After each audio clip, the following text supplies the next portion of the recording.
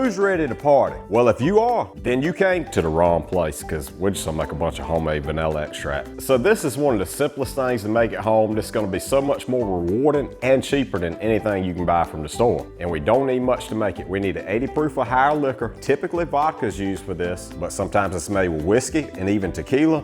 Each is gonna create its own unique and different flavor. We also need some glass jars. If you happen to know somebody that drinks, get them to save their half-gallon glass bottles. If not, of course, just use a half-gallon mason jar. And finally, we're sure not gonna make any vanilla extract without some vanilla beans. I'm using USDA organic grade A Madagascar vanilla beans. Most people just butterfly their vanilla bean and then they simply place it in a jar. This does create for a much more appealing look, especially if you're gonna give this away. But I honestly believe that my way works better. I use 10 beans per half gallon. I toss them in a blender and chop them up into very fine pieces. This creates more surface area for the liquor to contact the beans. It makes for a stronger extract, in my opinion. And not to mention, these beans are not exactly cheap, and typically when somebody butterflies them, they're using about 15 per half gallon, where I'm using 10. Now this needs to sit for a minimum of 6 months, but I typically wait and let mine extract for 24 months. Yes, 2 years. This stuff is just like whiskey. It's only gonna get better with time, and that is exactly why we want to use glass jars. Because I don't know about you, but I don't want anything that I'm gonna consume sitting in a plastic bottle for 2 years. For the first couple of months, anytime that I can think about it, I'll pick my jar up and give them a quick gentle shake.